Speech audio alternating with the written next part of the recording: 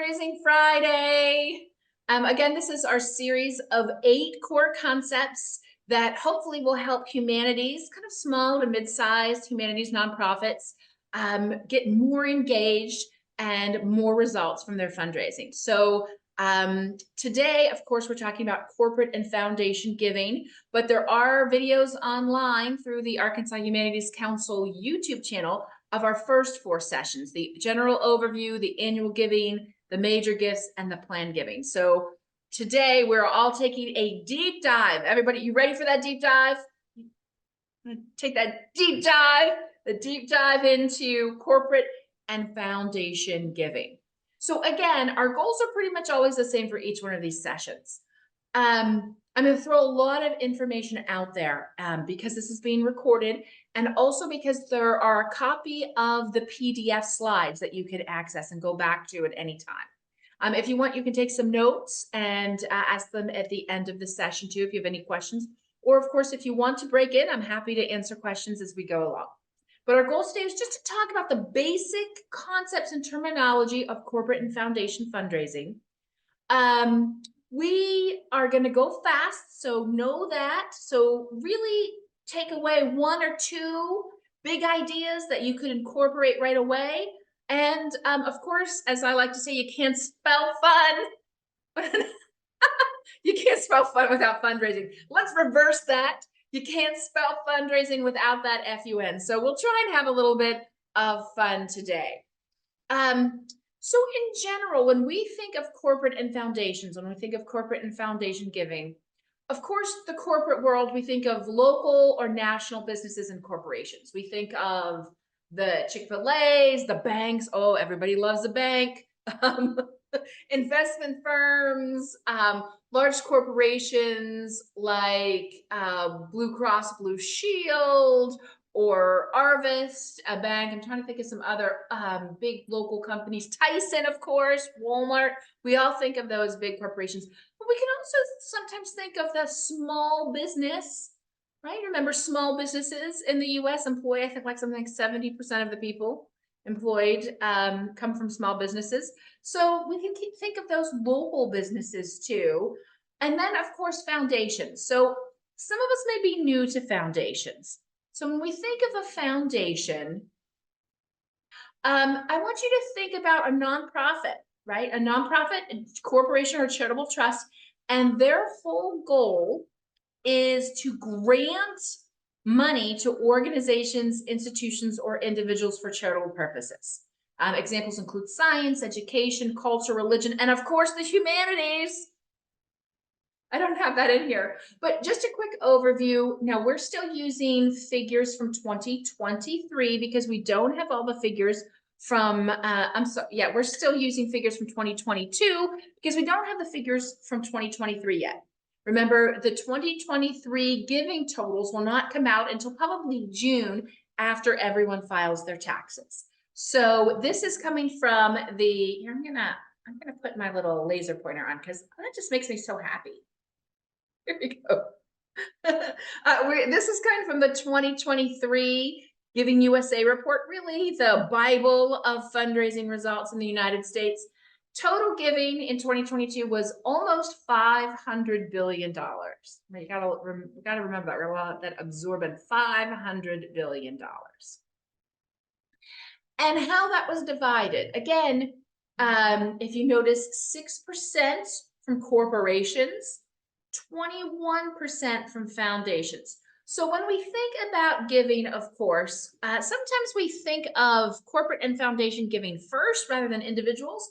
But the reason why we started off with individual giving is because you've noticed individuals, between their annual and major gifts and the requests, they give substantially more money away than corporations and foundations. Together, foundations gave 21%, which is roughly $1.5 billion, still a lot of money. And then corporations gave $21 billion away, which is roughly 6% of that total. So we're talking about a total of about 27% of the giving in our country comes from corporate and foundation relations. Now, we've talked about the pyramid of giving in terms of individuals. In a sense, this can also work for corporations and foundations. When we think of really the most thorough, the most professional, the most lucrative corporate and foundation fundraising is relationship based. So I just want everyone to keep that in the back of their mind, right? Corporate and foundation fundraising too can be relationship based. And when it's at its most successful, it is based in this relationship. In a sense, maybe regional corporation gives you a first time gift, then they repeat, then maybe you have a special fundraising effort, they give you a capital campaign gift. So we can think of them also moving up the period of giving. So again, that's one big takeaway, is that ultimately corporate and foundation fundraising is also relationship building. But sometimes it's hard for a small to mid-sized nonprofit to make a relationship with a large company like 3M, right? They're large national company. So I'm always going to encourage us to first start local. Think of your local large corporations. This is where people sometimes turn to a lot of banks. Like they would think of Harvest, they'll think of maybe Stevens, the investment firm here in Central Arkansas. You want to think locally, and you can also think regionally. So since we are Arkansas nonprofits, we are fortunate that we have some major corporations based here in Arkansas. Obviously, Walmart, Tyson come to mind, and so forth. So we can think of those as well. But also we can think of national companies that have a local connection. So 3M, you would think, oh, 3M, that's a really large national corporation, but they have some production facilities and some offices here in Arkansas. So that would be our Arkansas connection. So sometimes we can consider these big national corporations even when we have this local or regional connection. That's really important to remember. So if we think of just laser focusing in on corporations right now, how do corporations give? Right? How are they giving? So we can think of, they match annual gifts from employees. We'll talk a little bit more in detail about that. Sometimes they give us in-kind goods or services, right? They donate products to us or services, right? Like think of a law firm can donate legal help for your nonprofit. Sometimes employees of large corporations like Verizon, they get together as employees and have fundraisers for certain nonprofits. So for example, they might have a $10 Jean Friday where they can wear jeans on Friday if they bring their $10 and make a donation. There's also sometimes the employee-driven United Way campaigns. That's sometimes also ways that corporations do participate in giving. In Arkansas, we have a tendency to rely, I might say over-rely on special events. So of course we ask local corporations to do event sponsorships. We'll talk a little bit more about that in a minute. And then of course the foundation arm of the corporation, Walmart itself is not per se giving money, but there is a foundation arm of Walmart from the Walmart corporate giving. You also see this through Blue NU. So Arkansas Blue Cross Blue Shield. Their foundation arm is called the Blue NU Foundation for a Healthier Arkansas. Delta Dental as well, if you think there's the Delta Dental corporate, and then there's the Delta Dental Foundation arm that they give through. And then really sometimes corporations give through marketing funds, just a different pool of money to think about. Here we might think about underwriting for like the Razorback football team, right? Where they, want their sponsorship of that event. Sometimes special event money can come from marketing money. Just a little thing to think of. So sometimes you might also want to reach out to marketing directors. But overall, when we think about corporate giving, we want to think about what is the corporate interest, the why are people giving? So in individual giving, we said people give for 3 reasons. They have it in their heart, they have it in their pocketbook, and because they're asked. So in corporate interest, what is going to be that match, that equivalent of an individual giver's heart? So what is their corporate interest? You can think of what is their mission?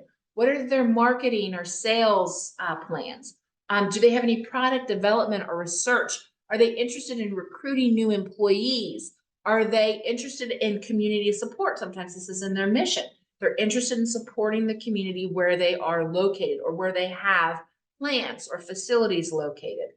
Sometimes corporations like to do those event sponsorships, but overall, kind of a key tip for success here is to think about what is your nonprofit's connection to the corporate interest? What is your nonprofit's connection to the corporate interest, right? We're not like a university where we're going to be producing students that then that corporation can then hire. That wouldn't be our connection. But maybe we fall in this community support, right? Maybe one of the community support priorities for the company is arts and museums. And then we have that connection to their corporate interest. When you think about different ways that corporation gives, of course, we can think of those matching annual gifts, those in-kind goods. Oh, wait, I think we just talked about these.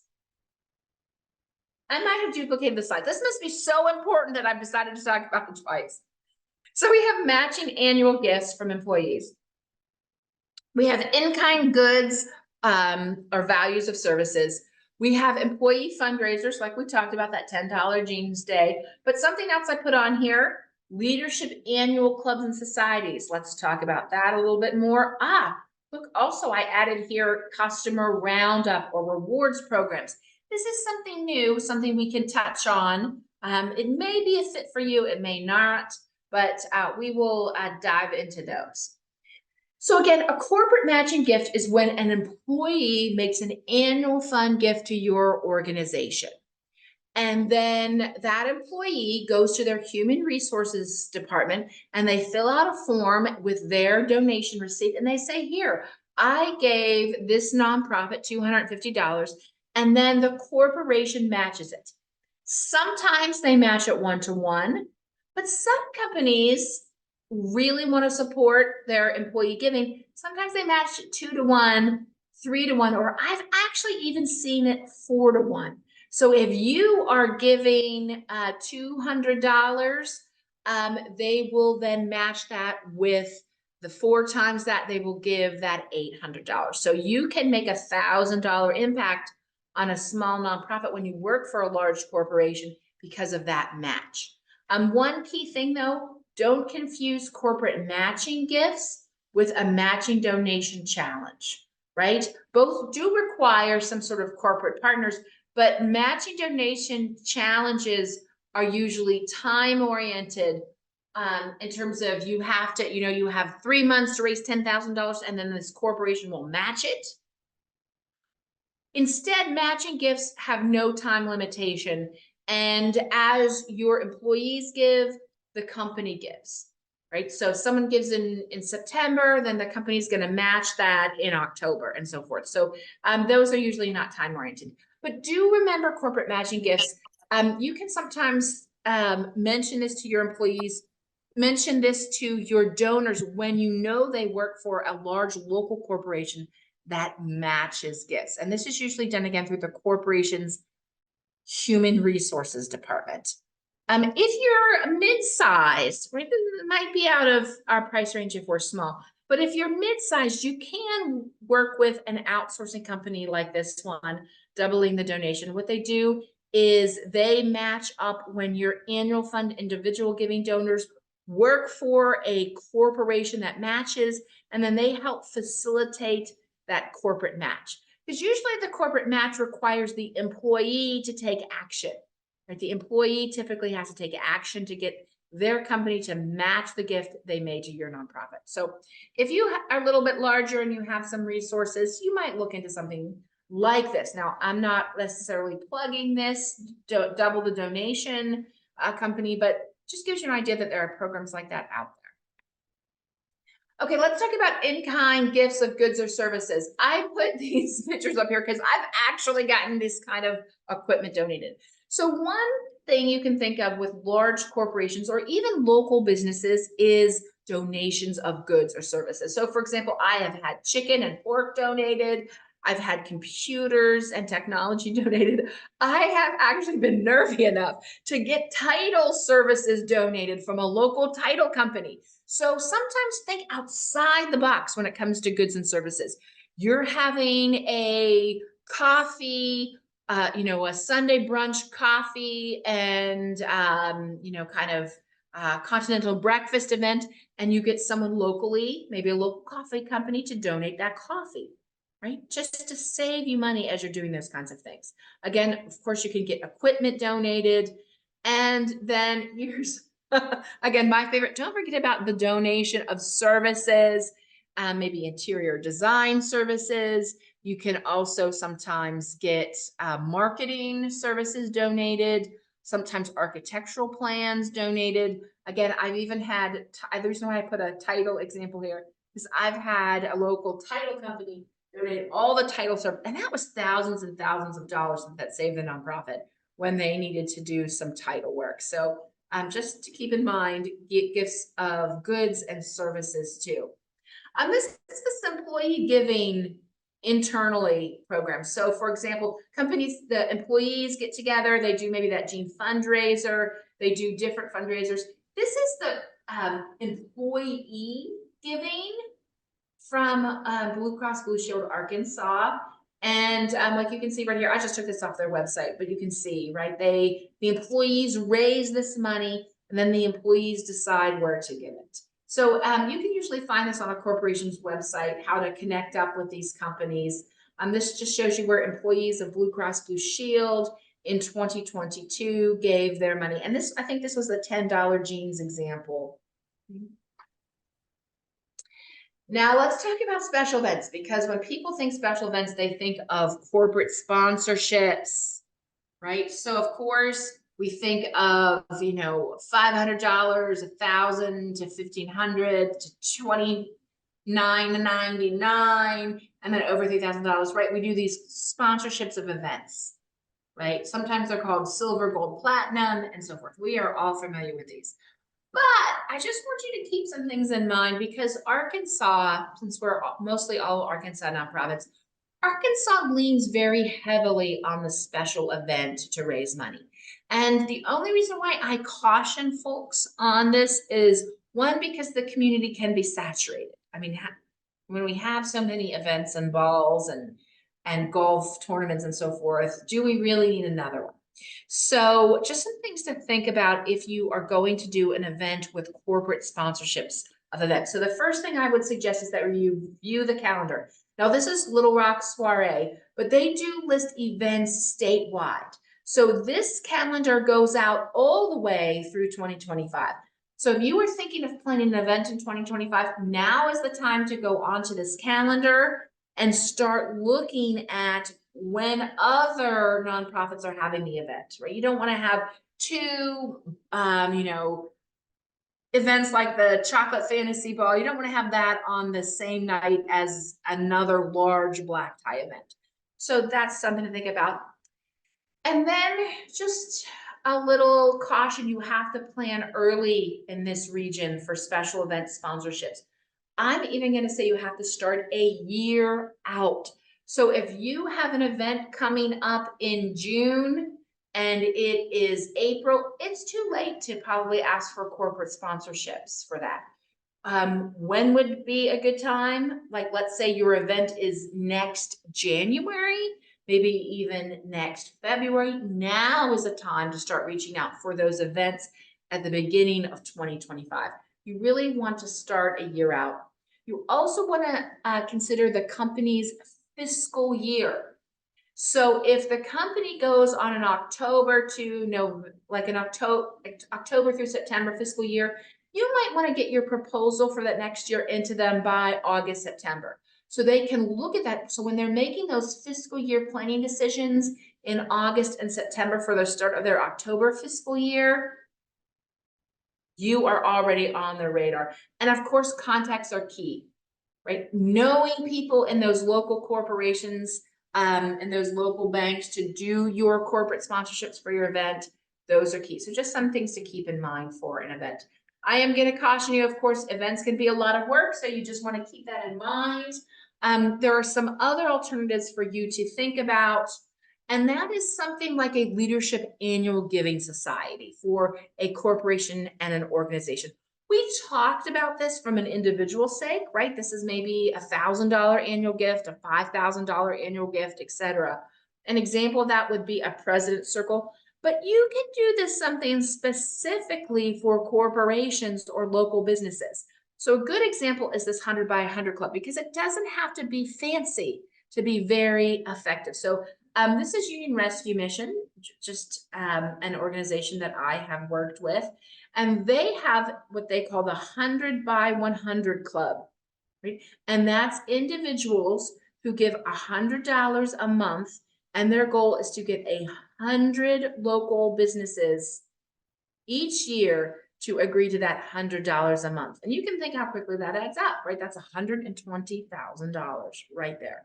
And then they list on their website who their business partners are. And since they're a faith-based organization, they list the churches that are also part of this 100 by 100 club. So I bring this up because you can see it's not incredibly fancy, but this can be incredibly effective for your small nonprofit. The customer roundup or rewards program. This is something fairly new, I would say, within the last 5 years specifically.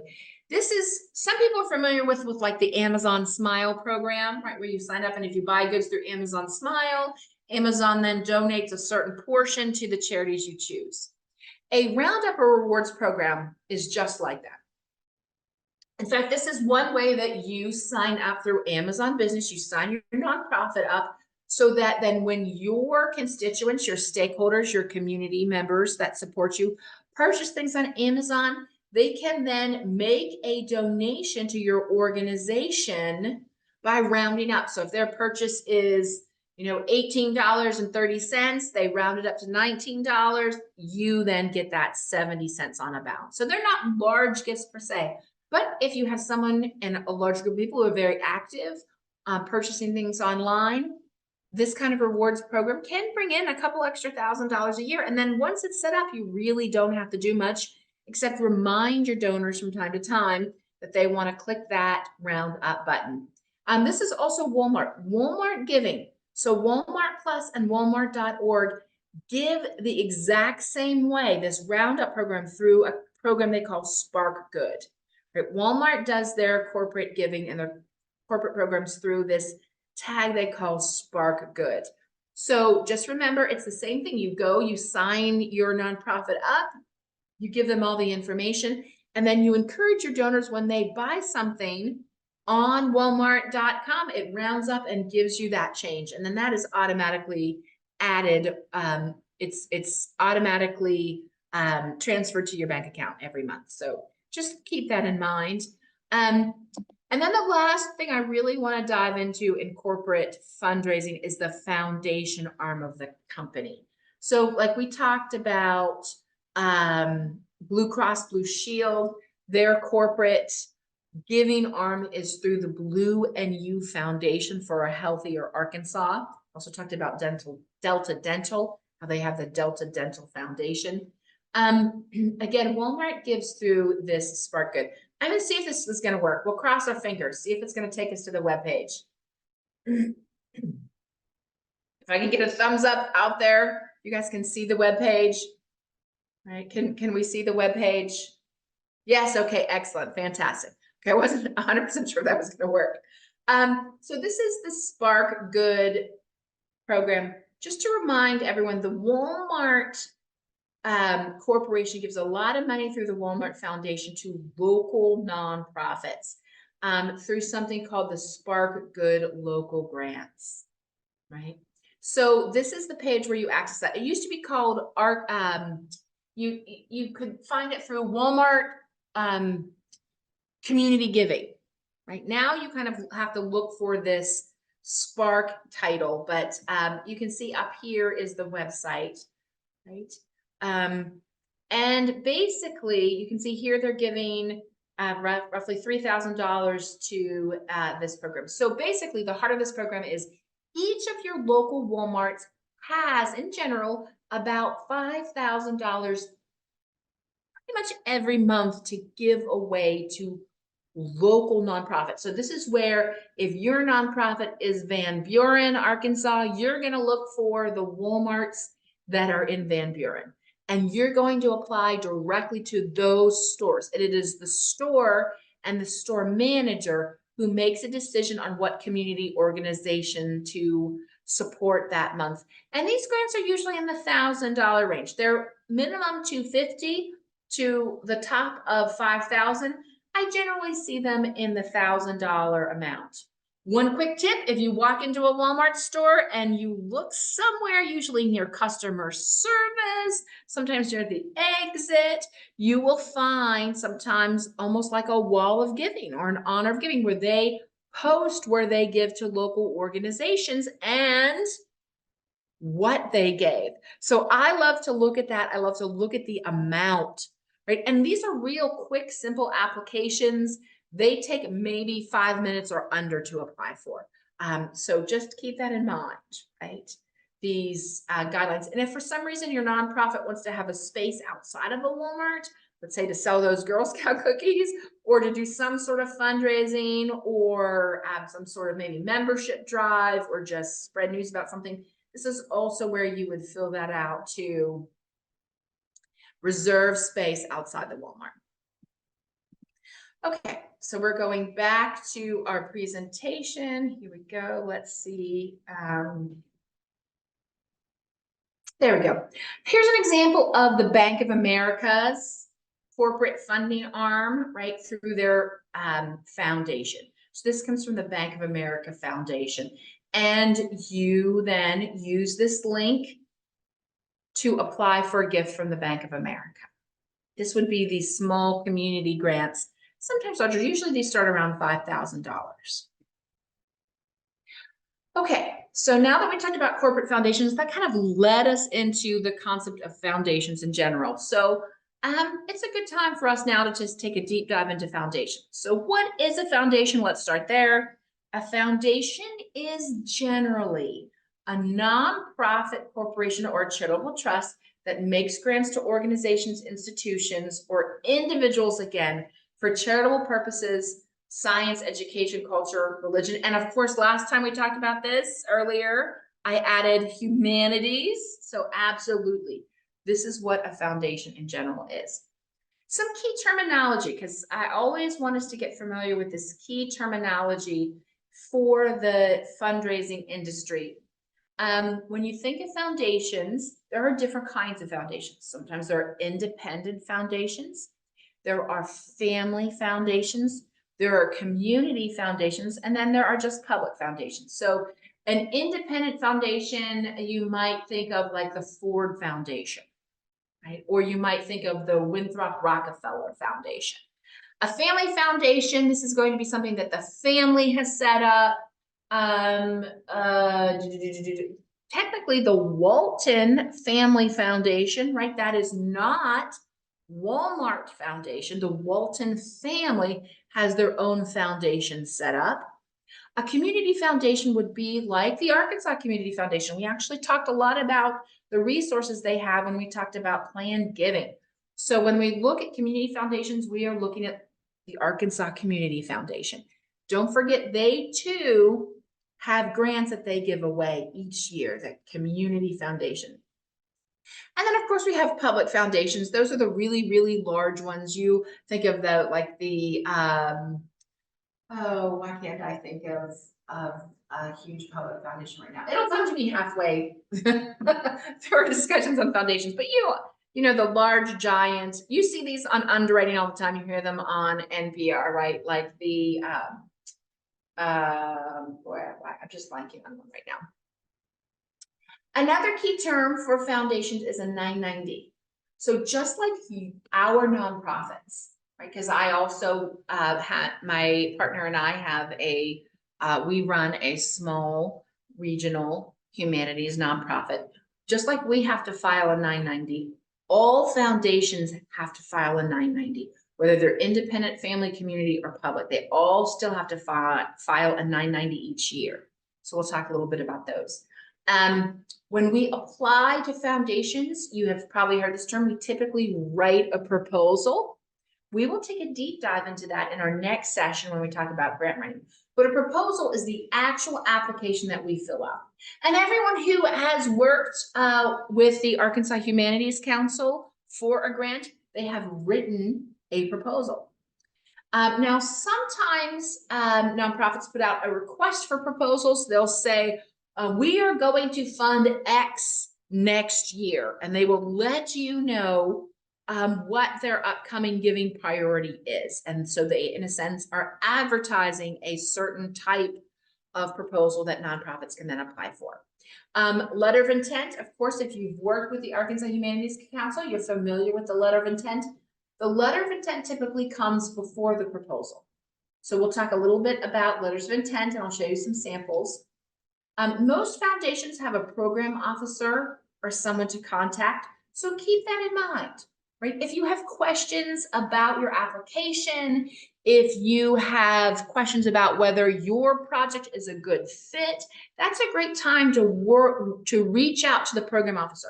And as you know from working with the Arkansas Humanities Council, reaching out to one of their program officers as you are in the process of writing a letter of intent or working on a full proposal is priceless, because you can get such good information, and they are always willing to help you and to help you make your project and application even stronger. So please remember to reach out to that program officer when you're talking about foundations.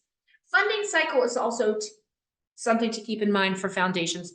Funding cycle, of course, is what time of the year does this foundation give, right? Do they give every quarter?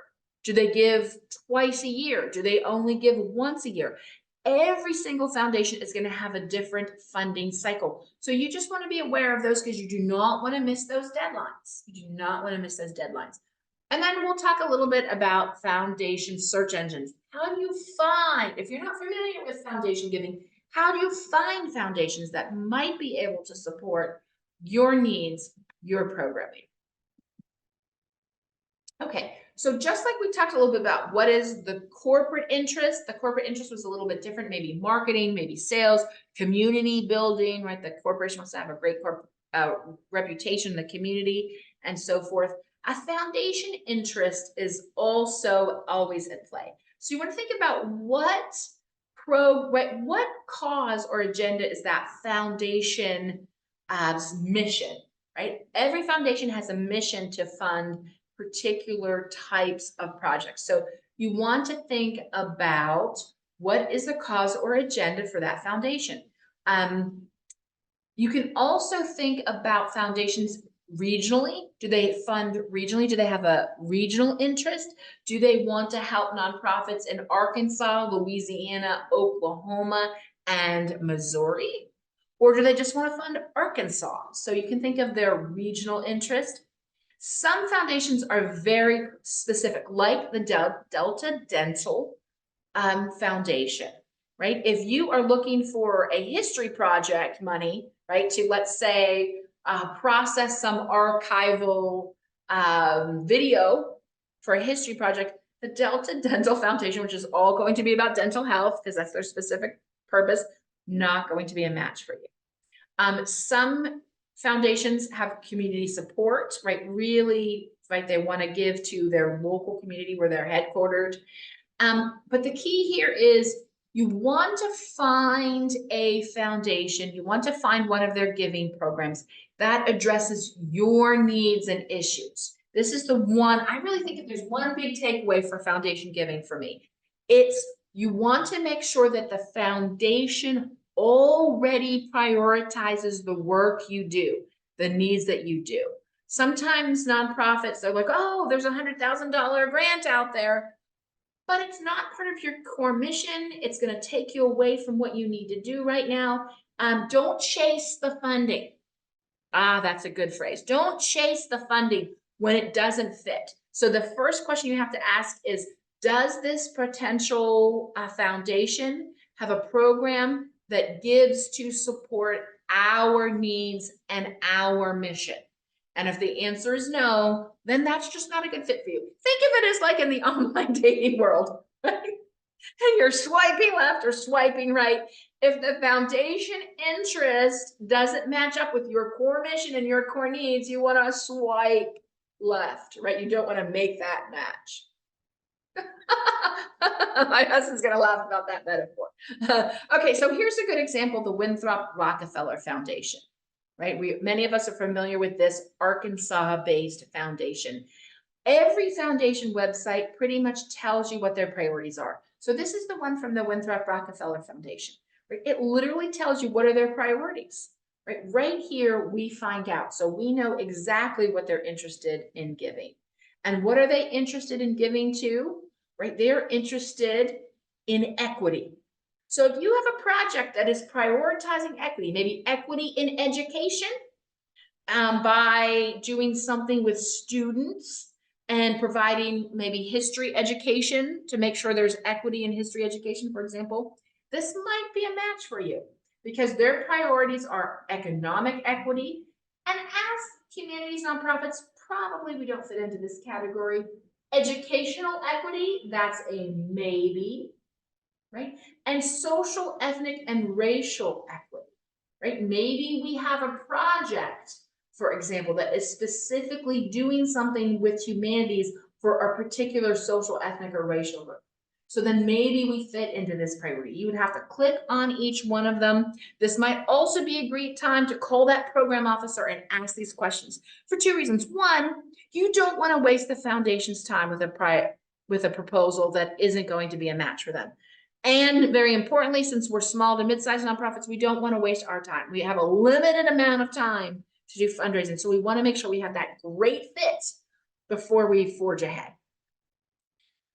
To search for foundations. So you might say, Mary Ellen, where do I find foundations? I don't know how to do this.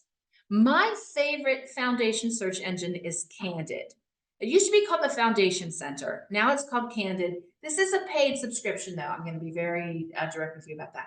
However, here's my big however. You know I'm all about the freebie for us. Most of our libraries here in our state have a subscription.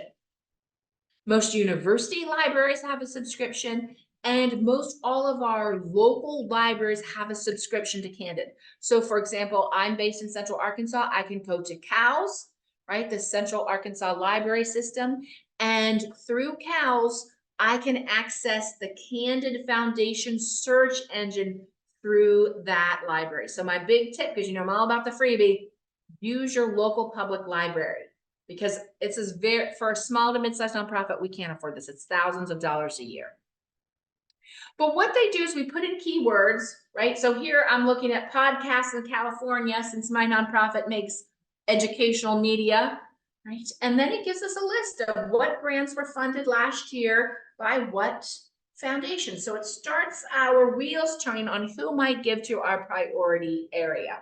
And then, right, it tells you how many grants, who the recipients were. You can say, oh, is this organization like mine?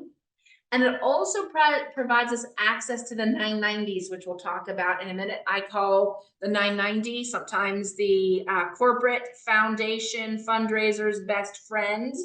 So we can talk about them. But one thing that Candid also does is put together a profile for your foundation. This is really good to give to your executive director or to some of your board members who might be active in fundraising.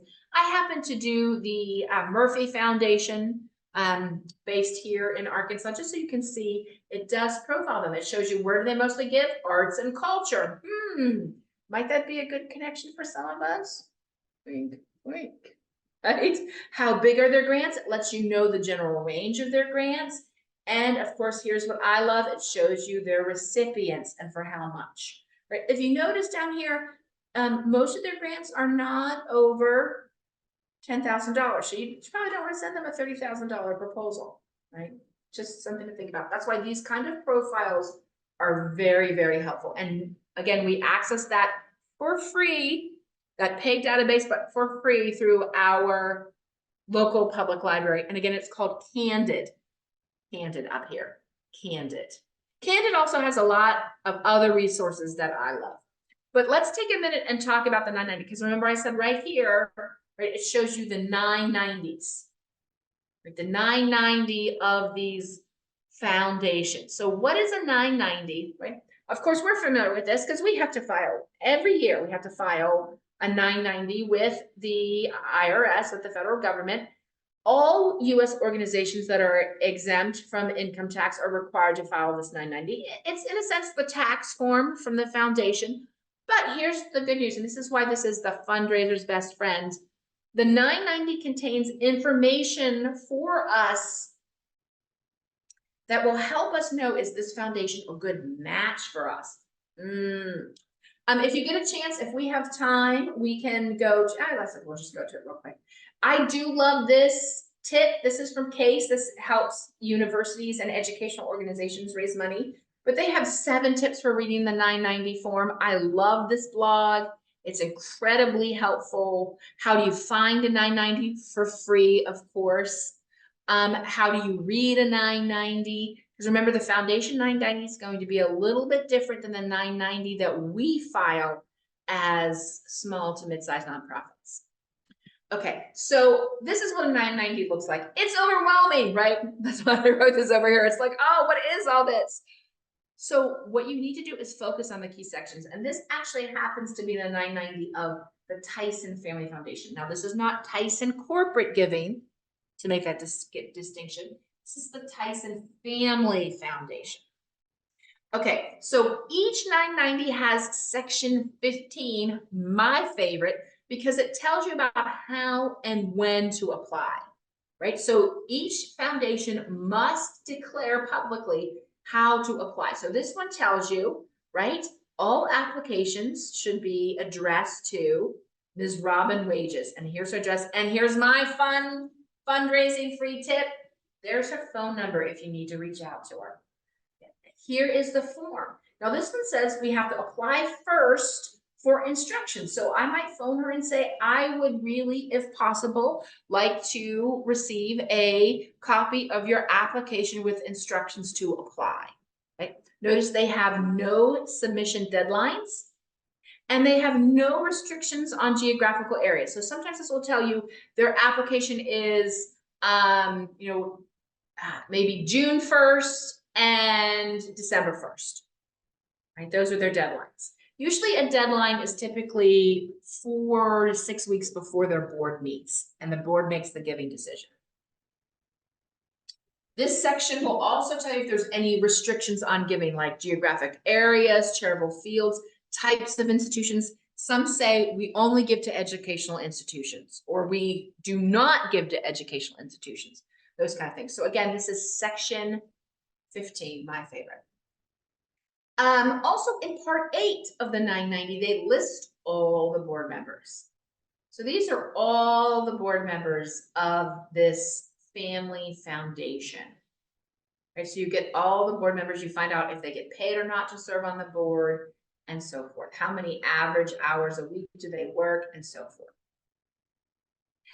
And then, of course, here's the gift of the 990. The 990 has a listing of all their major grants that they gave that tax year. And it tells you in general who they gave to, what was the purpose, and what was the amount. So this lets you know what kind of nonprofit are they giving to. So if I am first thinking about this Tyson Foundation, I'm going to think, are they giving to foundations that are similar? Are they giving to nonprofits that are similar to mine? This again is where you want that match, that synergy, right? We want to match their priorities with our mission, our current programs, our current needs, right? That's the match we're looking for. So we don't get into that wishful fundraising. And then you can look, so this is where you look at what type of nonprofit are they giving to? What's the purpose of those grants? But you can see they do a lot of museum giving here. They did some COVID, they've done lectures, they've done, they did a lot. This was obviously during the pandemic. They did some COVID giving here. And then of course you see the amount. So it lets you know the general range of grants that they give. So remember that 990, it's your friend. Okay, so let's move on and talk about a letter of inquiry. A letter of inquiry is simply a brief letter that outlines a program and its funding needs that we send to a foundation to determine if it would be interested in the project, right? If you apply for a major grant through the Arkansas Humanities Council, you're familiar with a letter of inquiry, sometimes also called a letter of intent, right? What do you intend to give to? These are just examples, right? Sometimes there's an online form like there is with the Arkansas Humanities Council for the letter of inquiry. Sometimes it's just a format letter. The key here, typically a letter of inquiry is never over 2 pages. If you can keep it to 1, that's even better. These are just general examples that I got from that Candid website, right here. What should be included in a letter of inquiry? So these are 2 samples that I got from the again, remember Candid, I really, really appreciate. What's nice about Candid is the resources for helping you for fundraising are free, even without a subscription. So you can access the Candid resources for free. You don't need a subscription.